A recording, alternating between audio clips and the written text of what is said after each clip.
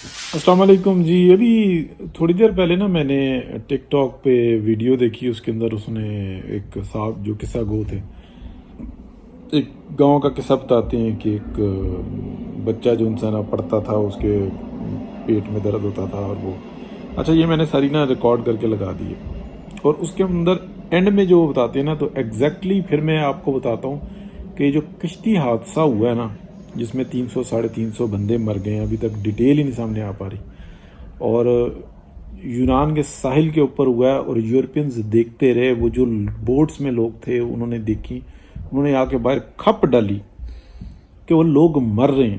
फिर 3 3.5 घंटे के बाद हेल्प पहुंची है। पूरी दुनिया खामोश बैठी हुई है इसके ऊपर। ये एक अलग इशू है, लेकिन मैं आपको बताता हूँ कि पाकिस्तान के अंदर ट्रेंड क्या है। तो पहले ये आप वीडियो देखें, फिर उसके बाद अगली बात करते हैं। ਘਮਾਰਾਂ ਦੇ ਘਰ ਦੇ ਬਾਹਰ ਆ ਕੇ ਵੱਡੀ ਸਾਰੀ ਗੱਡੀ ਖਲੋਤੀ ਤੇ ਪੂਰੇ ਪਿੰਡ 'ਚ ਰੋਲਾ ਪੈ ਗਿਆ। ਸਿੱਡੀ ਵੱਡੀ ਗੱਡੀ ਤੇ ਘਮਾਰਾਂ ਦੇ ਘਰ ਕੌਣ ਆ ਗਿਆ। ਚੋਇਸਾ ਬਾਦਲ ਮੇਰੇ ਅੰਦਰ ਵੀ ਤਜੱਸਸ ਸੀ ਕਿ ਕੌਣ ਆਇਆ, ਲੇਕਿਨ ਮੈਨੂੰ ਪਤਾ ਸੀ ਪਹਿਲੀ ਫੁਰਸਤ 'ਚ ਫਿੱਕਾ ਘਮਾਰ ਮੇਰੇ ਡੇਰੇ ਤੇ ਆ ਕੇ ਮੈਨੂੰ ਸਾਰਾ ਮਾਜਰਾ ਸੁਣਾਏਗਾ। ਉਹੀ ਗੱਲ ਹੋਈ ਕਿ ਸ਼ਾਮੀ ਮੈਂ ਡੇਰੇ ਤੇ ਬੈਠਾ ਸੀ ਤੇ ਫਿੱਕਾ ਆ ਗਿਆ, ਸਲਾਮ ਦੁਆ ਕਰਕੇ ਆਦਾ, ਚੋਇਸਾ ਸਾਹਿਬ ਤੁਹਾਨੂੰ ਯਾਦ ਹੈ ਫਲਾਣੇ ਮਹੱਲੇ ਮਾਸੀ ਨੂਰਾ ਹੁੰਦੀ ਸੀ ਜਿਹਦੀ ਦਾਣੇ ਭੁੰਨਣ ਵਾਲੀ ਭੱਠੀ ਸੀ, ਉਹਦਾ ਇੱਕ ਇਕਲੌਤਾ ਪੁੱਤਰ ਸੀ ਵਕਾਰ। ਚੋਇਸਾ ਬਾਦਲ ਮੈਂ ਆਖਿਆ ਬਿਲਕੁਲ ਮੈਨੂੰ ਯਾਦ ਹੈ, ਮੈਂ ਆਪਣੇ ਲੋਕਾਂ ਨੂੰ ਕਿਸ ਤਰ੍ਹਾਂ ਭੁੱਲ ਸਕਣਾ। ਤੇ ਅੱਗੋਂ ਆਦਾ ਵਕਾਰ ਤੇ ਮੈਂ ਚੋਇਸ ਸਾਹਿਬ 5ਵੀਂ ਕਲਾਸ 'ਚ ਇਕੱਠੇ ਪੜ੍ਹਦੇ ਸਾਂ ਤੇ ਵਕਾਰ ਨੂੰ ਹਰ ਰੋਜ਼ ਅੱਧੀ ਤਫਰੀ ਵੇਲੇ ਬ੍ਰੇਕ ਟਾਈਮ ਢਿੱਡ ਪੀੜ ਹੋ ਜਾਂਦੀ ਸੀ ਤੇ ਮਾਸਟਰ ਗੁੱਸਾ ਕਰਕੇ ਉਹਨੂੰ ਘਰ ਭੇਜ ਦਿੰਦੇ ਸੀ, ਜਾ ਕਿਸੇ ਹਕੀਮ ਕੋਲੋਂ ਦਵਾਈ ਲੈ ਕੇ ਆ, ਤੂੰ ਇੱਥੇ ਸਾਡਾ ਸਿਰ ਦਰਦ ਬਣਿਆ, ਉਹਨੇ ਹਰ ਵਕਤ ਰੋਂਦਾ ਰਹਿਣਾ। ਤੇ ਹਰ ਰੋਜ਼ ਇਹ ਮਾਮੂਲ ਸੀ, ਹਰ ਰੋਜ਼ ਉਹਨੂੰ ਦਰਦ ਹੋ ਜਾਂਦਾ ਸੀ, ਹਰ ਰੋਜ਼ ਘੱਲ ਦਿੰਦੇ ਸੀ। ਤੇ ਇੱਕ ਦਿਹਾੜੇ ਬ੍ਰੇਕ ਦੇ ਟਾਈਮ ਮੈਂ ਪਰਾਠਾ ਖਾਣ ਲੱਗਿਆ ਤੇ ਉਹ ਮੇਰੇ ਕੋਲ ਪਰਾਂ ਬਹਿ ਕੇ ਰੋਣ ਲੱਗਿਆ ਤੇ ਮੈਂ ਉਹਨੂੰ ਸੁਲਾ ਮਾਰੀ, ਮੈਂ ਕਿਹਾ ਇੱਧਰ ਗੱਲ ਸੁਣ ਮੇਰੀ, ਆ ਕੇ ਤੂੰ ਵੀ ਖਾ ਲੈ। ਤੇ ਵਕਾਰ ਪਰਾਠੇ ਵਾਲੂ ਤੱਕਿਆ ਤੇ ਤੱਕ ਕੇ ਇੱਕਦਮ ਨਜ਼ਰਾਂ ਪਰਾਂ ਕਰਕੇ ਨਾ ਤੇ ਆਦਾ ਮੈਂ ਨਹੀਂ ਖਾਣਾ। ਤੇ ਉਹਦੀਆਂ ਨਜ਼ਰਾਂ ਜਦੋਂ ਜਿਹੜੀਆਂ ਉਸ ਮੋੜੀਆਂ ਸੀ ਨਾ ਚੋਇਸ ਸਾਹਿਬ, ਮੈਨੂੰ ਉਹਦੀ ਸਾਰੀ ਢਿੱਡ ਪੀੜ ਦੀ ਕਹਾਣੀ ਸੁਣਾ ਦਿੱਤੀ ਸੀ। ਮੈਨੂੰ ਪਤਾ ਲੱਗ ਗਿਆ ਸੀ ਕਿ ਇਹਨੂੰ ਭੁੱਖ ਹੈ ਜਿਹਦੀ ਵਜ੍ਹਾ ਤੋਂ ਇਹ ਢਿੱਡ ਪੀੜ, ਇਹਨੂੰ ਖਾਣਾ ਪੂਰਾ ਨਸੀਬ ਨਹੀਂ ਹੁੰਦਾ ਜਿਹਦੀ ਵਜ੍ਹਾ ਤੋਂ ਇਹਨੂੰ ਢਿੱਡ ਪੀੜ। ਤੇ ਮੈਂ ਉਹਨੂੰ ਮਿੰਨਤਾਂ ਕਰਕੇ ਬੁਲਾਇਆ ਤੇ ਮੈਂ ਉਹਨੂੰ ਆਖਿਆ ਖਾ ਗਰਾਹ ਤੇ ਲਾ ਚੈੱਕ ਤੇ ਕਰ। ਉਹ ਜਦੋਂ ਗਰਾਹ ਲਾਇਆ ਤੇ ਉਹਦੀਆਂ ਜਿਹੜੀਆਂ ਸੁੱਕੀਆਂ ਤੇ ਭੁੱਖੀਆਂ ਅੰਦਰਾਂ ਸੀ, ਉਹਦੀਆਂ ਅੱਖਾਂ ਦੇ ਜ਼ਰੀਏ ਮੈਨੂੰ ਸ਼ੁਕਰੀਆ ਅਦਾ ਕੀਤਾ। ਤੇ ਮੈਂ ਉਹਨੂੰ ਗੱਲੀ ਲਾ ਕੇ ਆਪਣਾ ਹੱਥ ਰੋਕ ਲਿਆ ਤੇ ਮੈਂ ਉਹਨੂੰ ਆਖਿਆ ਖਾ। ਇਸੇ ਤਰ੍ਹਾਂ ਹੀ ਹਰ ਰੋਜ਼ ਹੋਣਾ ਸ਼ੁਰੂ ਹੋ ਗਿਆ, ਮੈਂ ਉਹਨੂੰ ਹਰ ਰੋਜ਼ ਖਵਾਉਣਾ ਸ਼ੁਰੂ ਕਰ ਦਿੱਤਾ। ਮੈਂ ਉਹਨੂੰ ਗੱਲੀ ਲਾਣਾ, ਆਪੇ ਮੈਂ ਇੱਕ ਅੱਧਾ ਗਰਾਹ ਲਾਣਾ, ਬਾਕੀ ਉਹਨੂੰ ਮੈਂ ਖਵਾ ਦੇਣਾ। ਜਦੋਂ ਮੈਂ ਘਰ ਜਾਣਾ, ਮੈਂ ਘਰ ਜਾ ਕੇ ਭੁੱਖ ਬੜੀ ਲੱਗੀ ਹੈ ਦਾ ਰੋਲਾ ਪਾਣਾ। ਤੇ ਮੇਰੀ ਮਾਂ ਮੈਨੂੰ ਪੁੱਛਣਾ ਵੀ ਤੈਨੂੰ ਮੈਂ ਰੋਜ਼ ਪਰਾਠਾ ਦੇ ਕੇ ਭੇਜਣੀ ਆ ਤੇ ਤੂੰ ਉੱਥੇ ਖਾਂਦਾ ਕੋਣ ਹੈ, ਘਰ ਆ ਕੇ ਤੂੰ ਰੋਲਾ ਪਾ ਦੇਣਾ ਮੈਨੂੰ ਭੁੱਖ ਬੜੀ ਲੱਗੀ ਹੈ।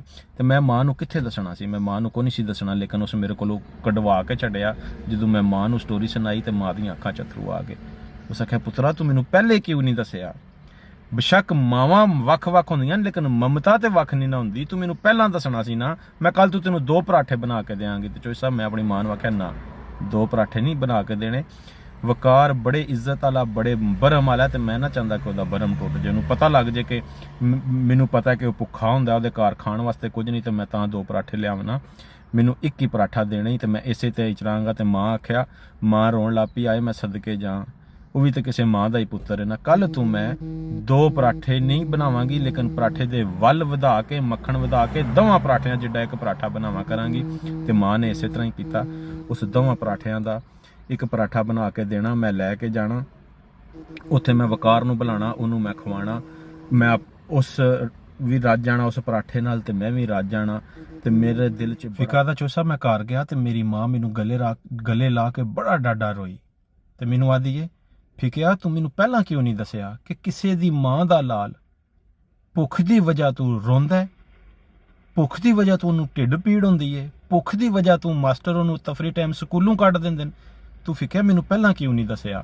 ਤੇ ਮੈਂ ਕਿਹਾ ਮਾਂ, ਮੈਂ ਆਪਣਾ ਬਰਮ ਤੇ ਵਕਾਰ ਦਾ ਬਰਮ ਰੱਖਣਾ ਚਾਹੁੰਦਾ ਸਾਂ, ਮੈਂ ਤੈਨੂੰ ਇਸ ਵਾਸਤੇ ਨਹੀਂ ਦੱਸਿਆ। ਤੇ ਮੇਰੀ ਮਾਂ ਨੇ ਕੀ ਕੀਤਾ, ਉਸ ਬਹਾਨੇ ਨਾਲ ਰੋਜ਼ ਮਾਸੀ ਨੂਰਾਂ ਦੇ ਘਰ ਜਾਣਾ ਸ਼ੁਰੂ ਕਰ ਦਿੱਤਾ। ਪਲੇਟ ਇੱਕ ਸਾਲਣ ਦੀ ਲੈ ਜਾਣੀ ਤੇ ਬਹਾਨੇ ਨਾਲ ਉਹਨੂੰ ਖਵਾਣੀ, ਉਹਨੂੰ ਆਣਾ ਚੈੱਕ ਕਰ ਨੂਰਾਂ ਸਾਗ ਕੈਸਾ ਬਣਿਆ। ਮਾਸੀ ਨੂਰਾਂ ਨੂੰ ਪਤਾ ਵੀ ਨਾ ਲੱਗਣਾ ਤੇ ਉਹਦਾ ਡੰਗ ਟੱਪ ਜਾਣਾ। ਚੋਈ ਸਾਹਿਬ 5ਵੀਂ ਤੋਂ ਬਾਅਦ ਮੈਂ ਤੇ ਸਕੂਲ ਕੋ ਨਾ ਗਿਆ, ਵਕਾਰ ਨੂੰ ਪੜ੍ਹਾਈ ਦਾ ਸ਼ੌਕ ਸੀ। ਮੇਰੀ ਮਾਂ ਨੇ ਮਾਮੇ ਨਾਲ ਗੱਲ ਕੀਤੀ ਕਿ ਇਹਨਾਂ ਨੂੰ ਸ਼ਹਿਰ ਕਿਸੇ ਘਰ ਕੰਮ ਲਵਾ ਦੇ। ਉਸ ਕੰਮ ਲਵਾਇਆ ਤੇ ਤਨਖਾਹ ਕੇ ਤੈਅ ਹੋਈ ਕਿ ਵਕਾਰ ਦੀ ਪੜ੍ਹਾਈ ਦਾ ਖਰਚਾ ਤੇ ਰੋਟੀ। ਤੇ ਮਾਸੀ ਨੂਰਾਂ ਸ਼ਹਿਰ ਟੁਰ ਗਈ। ਉਸ ਤੋਂ ਬਾਅਦ ਮੈਨੂੰ ਇਹ ਸੀ ਵਕਾਰ ਮੈਨੂੰ ਭੁੱਲ ਗਿਆ। ਤੇ ਮਾਸਟਰ ਜੀ ਅੱਜ ਉਹੀ ਵਕਾਰ ਵੱਡੀ ਸਾਰੀ ਗੱਡੀ ਤੇ, ਚੋਈ ਸਾਹਿਬ ਉਹੀ ਵਕਾਰ ਅੱਜ ਵੱਡੀ ਸਾਰੀ ਗੱਡੀ ਤੇ ਮੇਰੇ ਘਰ ਦੇ ਬਾਹਰ ਆਇਆ ਜੇ ਤੇ ਮੈਨੂੰ ਆਦਾ ਮੈਂ ਵਲੈਤ ਹੁੰਨਾ, ਪੜ੍ਹ ਲਿਖ ਕੇ ਵੱਡਾ ਅਫਸਰ ਬਣ ਗਿਆ। ਆਦਾ 에ਅਰਪੋਰਟ ਤੋਂ ਸਿੱਧਾ ਮੈਂ ਆਪਣੀ ਮਾਂ ਨੂੰ ਮਿਲਣ ਆਇਆ। ਚੋਈ ਸਾਹਿਬ ਜਦੋਂ ਮੈਂ ਉਹਨੂੰ ਦੱਸਿਆ ਕਿ ਮਾਂ ਤੇ ਮਰ ਗਈ ਇਸ ਦੁਨੀਆ ਤੇ ਕੋਈ ਨਹੀਂ, ਤੇ ਢਾਵਾਂ ਮਾਰ ਕੇ ਰੋਇਆ। ਢਾਵਾਂ ਮਾਰ ਕੇ ਰੋਇਆ ਤੇ ਉਸ ਮੈਨੂੰ ਆਖਿਆ ਇਸ ਮਾਂ ਦੇ ਨਾਂ ਤੇ ਮੈਂ ਲੰਗਰ ਖਾਨਾ ਖੋਲਣਾ। ਤੇ ਮੈਂ ਉਹਨੂੰ ਆਖਿਆ, ਮੈਂ ਕਿਹਾ ਲੰਗਰ ਖਾਨਾ ਕੀ ਖੋਲਣਾ? ਲੋਕ ਹਸਪਤਾਲ ਬਣਾਉਂਦੇ ਨੇ, ਲੋਕ ਫਲਾਈ ਅਦਾਰੇ ਬਣਾਉਂਦੇ ਨੇ, ਜਾਂ ਲੋਕ ਪੜ੍ਹਾਈ ਵਾਲੇ ਤਲੀਮੀ ਅਦਾਰੇ ਬਣਾਉਂਦੇ ਨੇ, ਤੇ ਤੂੰ ਲੰਗਰ ਖਾਨਾ ਖੋਲਣਾ? ਅੱਗੋਂ ਮੈਨੂੰ ਆਦਾ ਫਿਕਿਆ ਤੇਰੇ ਤੋਂ ਬਹੁਤਾ ਕੌਣ ਜਾਣਦਾ ਕਿ ਭੁੱਖ ਬੜੀ ਡਾਢੀ ਚੀਜ਼ ਈ। ਢਿੱਡ 'ਚ ਪੀੜ ਹੁੰਦੀ ਹੈ ਤੇ ਮਾਸਟਰ ਸਕੂਲੋਂ ਵੀ ਕੱਢ ਦਿੰਦੇ ਨੇ।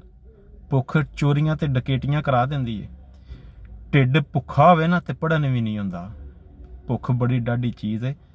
ਫਿਕਿਆ ਅੱਜ ਮੈਂ ਤੈਨੂੰ ਗੱਲ ਦੱਸਾਂ, ਆਦਾ ਇਤਨੀ ਗੱਲ ਕੀਤੀ ਸੀ ਨਾ ਤੇ ਰੋਣਾ ਤੇਜ਼ ਕਰ ਦਿੱਤਾ ਸੀ। ਆਦਾ ਮੈਨੂੰ ਪਤਾ ਲੱਗ ਗਿਆ ਸੀ ਕਿ ਕੁਝ ਦਿਹਾੜਿਆਂ ਬਾਅਦ ਪਰਾਠੇ ਦੇ ਵੱਲ ਤੇ ਮੱਖਣ ਵੱਧ ਗਿਆ ਸੀ ਤੇ ਮੈਂ ਅੱਧਾ ਪਰਾਠਾ ਖਾ ਕੇ ਰੱਜ ਜਾਂਦਾ ਸਾਂ। ਤੈਨੂੰ ਕਿ ਫਿਕਿਆ ਲੱਗਦਾ? ਮੈਨੂੰ ਨਹੀਂ ਸੀ ਪਤਾ, ਮੈਨੂੰ ਸਾਰਾ ਪਤਾ ਸੀ ਕਿ ਤੂੰ ਮੇਰਾ ਬਰਮ ਰੱਖਦਾ ਸਾਂ। ਤੇ ਮੇਰੇ ਦਿਲ 'ਚ ਆਈ ਜੇ ਫਿਕਾ ਮੇਰਾ ਬਰਮ ਰੱਖਦਾ ਤੇ ਮੈਂ ਆਪਣਾ ਬਰਮ ਆਪੇ ਕਿਉਂ ਨਾ ਰੱਖਾਂ, ਤੇ ਮੈਂ ਵੀ ਚੁੱਪ ਕਰ ਜਾਂਦਾ ਸਾਂ। ਫਿਕਿਆ ਭੁੱਖ ਬੜੀ ਡਾਢੀ ਚੀਜ਼ ਸੀ, ਬੜੀ ਡਾਢੀ ਚੀਜ਼ ਸੀ। ਤੇ ਮਾਸਟਰ ਜੀ ਉਹ ਆਦਾ ਮੈਂ ਤੇਰੇ ਸਾਰੇ ਕਾਗਜ਼ਾਤ ਤਿਆਰ ਕਰਕੇ ਆਉਂਦੇ ਨੇ, ਹੁਣ ਤੇਰਾ ਬਸ ਪਾਸਪੋਰਟ ਬਣਾਉਣਾ ਤੇ ਮੈਂ ਤੈਨੂੰ ਆਪਣੇ ਨਾਲ ਲੈ ਜਾਣਾ। ਤੇ ਮੈਂ ਸਮਝਦਾ ਸਾਂ ਵਕਾਰ ਦੀ ਤੇ ਪਰਾਠੇ ਦੀ ਯਾਰੀ ਹੈ, ਲੇਕਿਨ ਵਕਾਰ ਦੀ ਤੇ ਪਰਾਠੇ ਦੀ ਨਹੀਂ। ਵਕਾਰ ਦੀ ਤੇ ਮੇਰੇ ਨਾਲ ਵੀ ਬੜੀ ਪੱਕੀ ਯਾਰੀ ਸੀ ਜਿਹੜੀ ਉਸ ਨਿਭਾਈ ਹੈ। ਚੋਈ ਸਾਹਿਬ ਮੇਰੀ ਮਾਂ ਸਾਰੇ ਨੰਬਰ ਲੈ ਗਈ ਹੈ। ਬੜੀ ਮੈਨੂੰ ਮੇਰੀ ਮਾਂ ਯਾਦ ਆਉਂਦੀ ਹੈ, ਬੜੀ ਮੈਨੂੰ ਮੇਰੀ ममता याद आती है। उस सारे नंबर ले लें, उस सारे नंबर ले लें। देखिए जी, कहानी बहुत ही प्यारी है और बताया है कि किस तरीके से एक शख्स दूसरे का ख्याल रखता था, जो पढ़ सकता था, उसके पास खाने के लिए रोटी नहीं थी, बच्चे के पास मामलात जो ना बहुत कमज़ोर थे, और किस तरीके से एक इंसानियत की एक आला मिसाल के एक फैमिली दूसरी फैमिली की मदद करती है, यानी कि एक बच्चा एक दूसरे की बच्चे की मदद करता है, और फिर वो एक की माँ दूसरे की माँ की मदद करती है, फिर वो बाहर यानी कि शहर चले जाते हैं। शहर में जो बच्चा होता है पढ़ लिख के फिर वो वलायत चला जाता है, और फिर वो वापस आता है तो वो पेपर तैयार करके लेके आता है। और ये फिर मतलब बताया कि आखिर जन्नतुल फिरदौस से भी ऊपर जो जगह है ना, नाउज़ुबिल्लाह, वो वलायत है, बाहर मुल्क से बाहर। तो ये जो तस्वर, ये जो कहानी है ना, ये पाकिस्तान के अंदर ये जो रच बस गई है एक ख़ास माहौल के अंदर। शहरों में नहीं, बहुत कम है, शहरों में भी है लेकिन बहुत कम है, लेकिन गांव देहातों के अंदर तो हद से ज़्यादा है। कि बस जो इटली पहुंच गया, जो जर्मनी पहुंच गया, जो वलायत पहुंच गया, लंदन पहुंच गया, जो अमेरिका निकल गया, जो कनाडा निकल गया, बस उसी का जो इंसाना सब कुछ है, वो फिर उसके लिए कट्टे बच्चे सब कुछ बेचते हैं, गाड़ियाँ बेचते हैं, फिर वो निकलते हैं और मौत को ख़रीदते हैं, और बाज़ टाइम मोर देन 90% निकल जाते हैं, पहुंच जाते हैं। और कोई शक नहीं कि वो पैसा भी बनाते हैं, मजदूरियाँ करते हैं, हर किस्म का काम करते हैं। और अगर वो 1000 यूरो भी बना लेते हैं ना, तो बिग अमाउंट होती है। 3 लाख रुपए बन जाते हैं पाकिस्तान में, और 3 लाख रुपए बिग अमाउंट होती है, नो डाउट। लेकिन ये जो एक तो मतलब ट्रेंड है ना, इस ट्रेंड ने बेड़ा गर्क किया हुआ है कि वाहिद हल जो है ना मसले का, वो पाकिस्तान से बाहर जाना। और दूसरा, पाकिस्तान के अंदर मेहनत करते हैं लेकिन चीट करना, झूठ बोलना, फ्रॉड करना, वक्त ज़ाया करना, अपने टकों के लिए दूसरे का नुकसान कर देना, और उसके अंदर बताते हैं कि ये कोई मसला नहीं है, इससे आपके ऊपर कोई मुसीबत नहीं आती। ये जो असल जो फसाद की जड़ है ना, वो ये है कि पाकिस्तान में जो मेहनत करते हैं ना, वो 2 नंबरी की करते हैं, और जो ये बाहर आके मेहनत करते हैं ना ऑनेस्टी के साथ, ये कुछ और करते हैं। ये जो हरकतें हैं ना, ये यहाँ के लोग जो देसी लोग हैं, वो देसी लोगों के साथ बहुत करते हैं। झूठ, दूसरे की रोज़ी पे लात मारना, उसको गुमराह करना, उसी की जड़ें काटना, उस पर एहसान रखना, ये आम स्टोरियाँ नज़र आती हैं, आम सी स्टोरियाँ। और फिर अल्लाह को भी याद करना, और फिर ये मतलब वास्ते भी देना, और नेकी और अच्छे अजर की तवक्को भी रखना, ये भी सामने सामने नज़र आता है।